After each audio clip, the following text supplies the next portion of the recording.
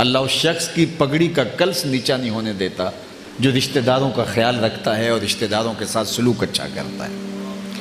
اور آقا کریم علیہ السلام نے اپنے ماننے والوں کو صلہ رحمی کا حکم دیا۔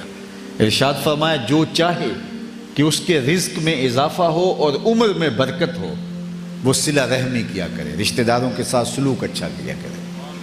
حضرت عقبہ بن عامر رضی اللہ تعالیٰ عنہ فرماتے ہیں کہ حضور نے مجھے جو نصیحتیں کی ان میں سے 3 نصیحتیں یہ تھیں: سل من قطع کا، وعط من حرم کا، واعف عمن ظلم کا۔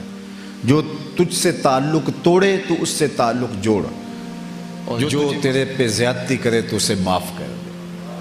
خوبصورت زندگی گزارنے کا اسلوب۔ جو قطع تعلق ہی کرے تو اب اس کے مقابلے میں یہ نہ کہہ کہ اس کا یہ رویہ ہے تو میرا رویہ بھی یہ ہوگا۔ آج کل لوگ یہی کہتے ہیں، کوئی 1 قدم پیچھے ہٹے گا تو ہم 10 قدم پیچھے ہٹیں گے۔ تو پھر تم تو اس سے 10 قدم آگے بڑھ گئے نا، اگرچہ پہل ادھر سے ہی ہوئی، لیکن اس بے رخی کے اندر تو آپ اس سے بھی 10 گنا زیادہ ہوئے۔ تو یہ تو کوئی کمال نہیں ہے کہ تم 1 قدم پیچھے ہٹو گے تو میں 10 قدم پیچھے ہٹوں گا، تم پتھر اٹھاؤ گے، اینٹ اٹھاؤ گے تو میں پتھر اٹھاؤں گا۔ تو یہ کوئی بات نہیں، کہا تم 1 قدم پیچھے ہٹو گے میں تمہیں ہٹنے نہیں دوں گا، ایک دن تم کو بھی جیت لوں گا محبت کے زور پہ، تمہیں قریب کرتا چلا جاؤں گا، تمہارے رویوں کے کھردرے پن کو دیکھنے کے باوجود تمہارے ساتھ لطافت سے پیش آؤں گا۔ اور پھر اگر ہر بندہ 1 قدم پیچھے ہٹنے لگے، کوئی 1 قدم پیچھے ہٹا تو 10 قدم پیچھے ہٹنے لگے، تو مجھے بتائیے تو یہ معاشرہ تو تشدد اور افتراق میں مبتلا ہو جائے گا۔ کس طرح کو کسی کے نیڑے ہوگا؟ کسی نے 1 قدم پیچھے ہٹایا تو آپ 10 قدم پیچھے ہٹ گئے، تو پھر کیا ہوگا؟ تو ہم تو تنہا رہ جائیں گے، معاشرہ تو ٹکڑے ٹکڑے ہو جائے گا۔ تو معاشرے کا حسن کیا ہے کہ ایک دوسرے کو برداشت کرنا۔ جو لوگوں کے رویوں کی تلخی کو برداشت نہیں کر سکتا اور لوگوں سے الجھ بھی نہیں سکتا، وہ جا کے جنگل میں، پہاڑ کی کھو میں کسی جگہ پہ جا کے بیٹھ جاتا ہے اور وہاں وقت گزارتا ہے، کسی کو تنگ نہیں کرتا، ضرر نہیں دیتا، تکلیف نہیں پہنچاتا۔ اور ایک شخص جو لوگوں کے اندر رہ کے ان کے کھردرے نامناسب رویوں کو برداشت کرتا ہے اور ان کے ساتھ اس نے سلوک کرتا ہے، وہ اس غار میں بیٹھ کے عبادت کرنے والے سے افضل ہے، کہ وہ ان سب چیزوں کے باوجود اپنے رویے کو خراب نہیں ہونے دیتا، صلہ رحمی کرتا ہے، لوگوں کے ساتھ اچھا سلوک کرتا ہے۔ رشتہ داروں نے میرے اور آپ کے آقا و مولا کے ساتھ کیا سلوک نہیں کیا تھا؟ کیا برا سلوک نہیں کیا تھا جب حضور کوہ صفا پہ ان کو لے کر گئے اور کہا کہ میں اگر کہوں کہ ادھر سے ایک لشکر آ رہا جو تمہیں کچل کے رکھ دے گا، تو پھر اللہ کی وحدانیت کی بات کی، تو سب سے پہلے جس نے انکار کیا وہ رشتے میں سکا چچا ہی تو لگتا تھا۔ تبا لک ہنالک سائر الیوم الہذا جماعتنا، یہ ابو لہب نے تو کہا تھا جس کی مذمت میں پوری صورت اتاری گئی۔ لیکن حضور علیہ السلام کا رویہ دیکھیے، جب فتح مکہ ہوا اور 10,000 کا لشکر لے کر حضور فاتح بن کے آئے، کوئی مزاحمت نہیں ہوئی، کسی کے اندر ہمت ہی نہیں تھی کہ مزاحمت کر سکے۔ اب انہیں ڈر لگا تھا کہ ہماری گردنیں اتر جائیں گی، جو ہم نے کیا سب کو یاد آ رہا تھا، ہماری گردنیں اتار دی جائیں گی، اور اگر ہمیں معافی ملی تو کم از کم اس شرط پہ ملے گی تو شہر بدر کر دیا جائے گا۔ اب آقا کریم تشریف لائے، سب سامنے کھڑے تھے، کہا بتاؤ تمہارے ساتھ کیا سلوک کرو؟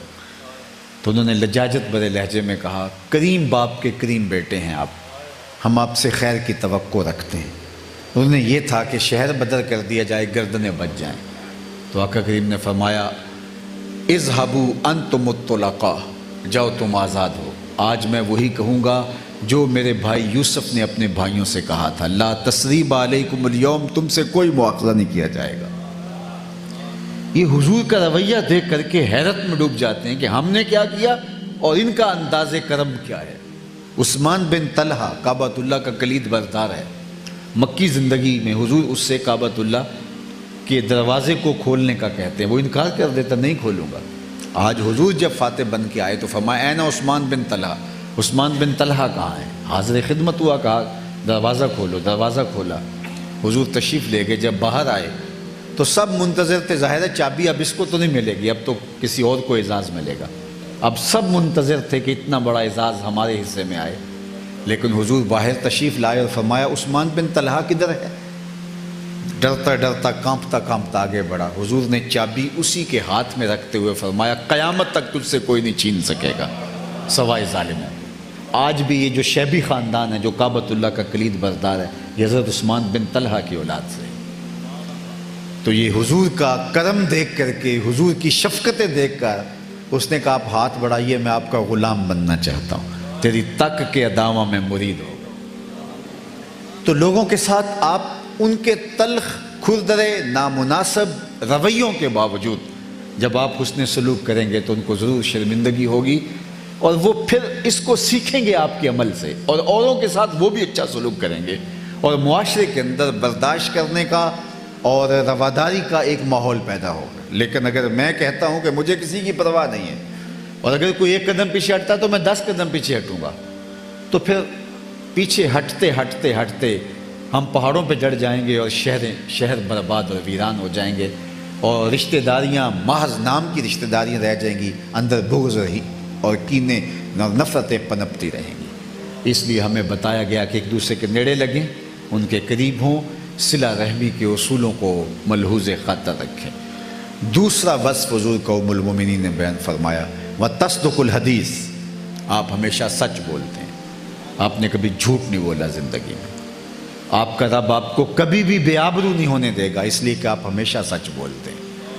اللہ اکبر. ہم صادق اور امین نبی کے ماننے والے ہیں. میں اور آپ اپنے اندر اتر کے دیکھیں کیا ہم واقعی صادق اور امین نبی کے ماننے والے ہیں یا ہم یہ زبان سے ہی اقرار کرتے ہیں ہمارا عمل اس کی گواہی نہیں دیتا. یار ایک مرید سے پیر کا عکس دکھائی دیتا ہے, ایک شاگرد سے استاد کا عکس دکھائی دیتا ہے. الولد سر لابیہ, عربی والے کہتے ہیں کہ بیٹا باپ کا راز ہوتا ہے, درخت پھل سے پہچانا جاتا ہے. تو کیا امتی نہیں پہچانے جائیں گے کہ یہ صادق اور امین نبی کے امتی ہیں؟ اور ہم اپنے رویوں پہ ضرور غور کرنا ہوگا کہ ہم کھڑے کہاں ہیں. ہمارے مزاج میں جھوٹ رچ بس گیا ہے. ہمارا تاجر کہتا ہے جھوٹ نہیں بولتے تو سودا ہی نہیں بکتا. میں کہتا ہوں جاپان والے کیسے بیچ لیتے ہیں, تمہارا ہی نہیں بکتا. تو ہم نے یہ طے کر لیا کہ ہم نے جھوٹ کے ساتھ معاملہ کرنا ہے. تو جب جھوٹ بولنا شروع کر دیں گے تو زندگی بے نور ہو جائے گی. جھوٹ عدم اطمینان کا نام ہے, جھوٹ ریبہ کہا گیا.